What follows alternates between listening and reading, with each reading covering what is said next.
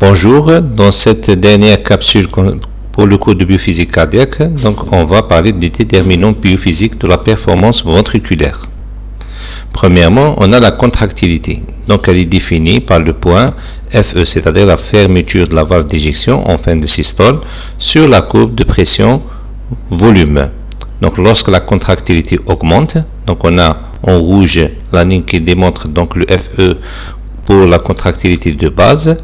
Si cette contractilité augmente, donc on a un deuxième point FE avec une nouvelle courbe donc de contractilité, et là on voit bien qu'il y a une diminution du volume télésystolique. Donc il y a un recul dans le volume, le point de volume télésystolique. Volume télésystolique diminué veut dire que le volume d'éjection systolique va augmenter, puisque le volume d'éjection systolique est égal au volume télédiastolique moins le volume télésystolique. Deuxièmement, la compliance. Elle définit la façon dont le ventricule se laisse distendre passivement par simple entrée de sang en diastole. Et la courbe, il s'agit d'une courbe exponentielle, qui est égale à la pression, elle est égale à A exponentielle K volume. Le K, c'est l'élastance, c'est l'inverse de la compliance. Lorsque la compliance diminue, donc K augmente, donc la courbe obtenue est celle en rouge. Et donc, on va remarquer qu'il y a une diminution. Donc, quand la compliance diminue, il y a une diminution dans le volume télédiastolique, c'est-à-dire le ventricule. Le volume du ventricule pendant la diastole, il est diminué. Donc, le cœur ne va pas avoir la même quantité du sang par rapport au premier point. Lorsque la compliance diminue, donc le volume télédiastolique diminue et donc le volume d'éjection systolique également. La relation contractilité-compliance avec la boucle pression-volume. Donc la contractilité, elle est définie par le point FE. Donc c'est un point qui correspond donc à la pression télésystolique et à le volume télésystolique entre la phase d'éjection et celle de relaxation isovolumétrique.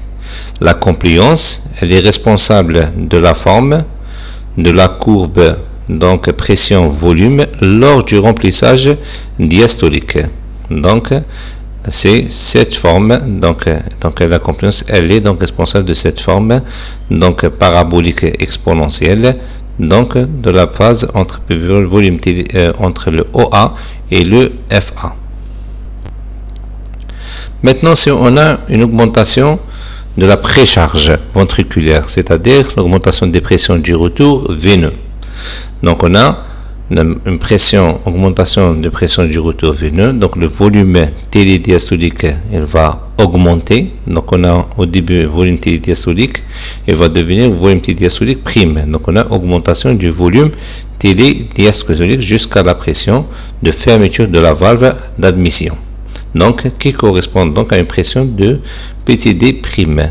Donc on a un nouveau point, donc FA, donc qui est le FA prime, donc qui est plus élevé par rapport au premier. Et là on constate donc qu'il y a augmentation du volume télédiastolique qui correspond donc à une augmentation de volume d'éjection systolique avec augmentation du dB et ainsi augmentation du travail mécanique, vu que la courbe rouge elle devient donc elle est plutôt la surface rouge, elle est supérieure à la surface donc déterminée par le trait noir, et donc on a augmentation du surface donc de la boucle pression volume, et donc ce qui veut dire qu'il y a augmentation donc du travail mécanique. Donc à chaque fois qu'il y a augmentation du volume télédiastolique, on a dit qu'il y a augmentation du volume d'éjection systolique. Mais on voit ce phénomène pendant la phase de compensation. Et il y a un seuil à partir de ce seuil.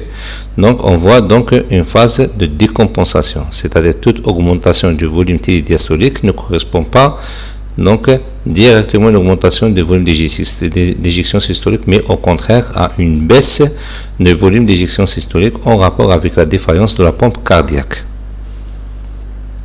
Si la post-charge augmente, c'est-à-dire la post-charge ventriculaire augmente, donc elle est liée à la résistance à l'éjection du ventricule.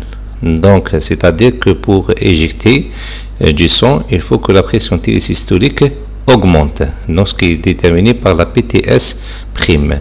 Donc, on voit bien que le point FE, donc, va être surélevé par rapport à l'état de base, et ce qui correspond donc à un avancement du point de VTS.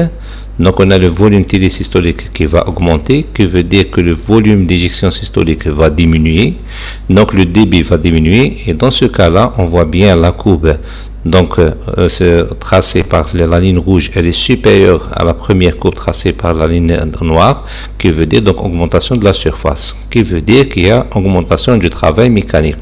Mais dans ce cas-là, il y a même augmentation du travail donc de contractilité ou le travail de mise en tension de la paroi, vu qu'il y a une augmentation de la pression télésystolique, c'est-à-dire il y a participation de la contractilité myocardique. Maintenant, la fréquence cardiaque, elle agit directement et rapidement sur le débit. Le débit cardiaque est égal à la fréquence cardiaque fois le volume d'éjection systolique. Remarque, plus il y a de contractions par unité de temps, plus ce qu'on appelle la tachycardie, plus il y a de consommation d'énergie mécanique et de mise en tension. Et moins bon est le rendement. Donc, puisqu'il y a dans les cas de tachycardie, c'est augmentation de la fréquence cardiaque, augmentation de la contractilité, donc le cœur va dépenser beaucoup d'énergie et son rendement va devenir encore plus faible. La fréquence cardiaque maximale théorique, elle est égale à 220 moins l'âge du patient. Merci pour votre attention.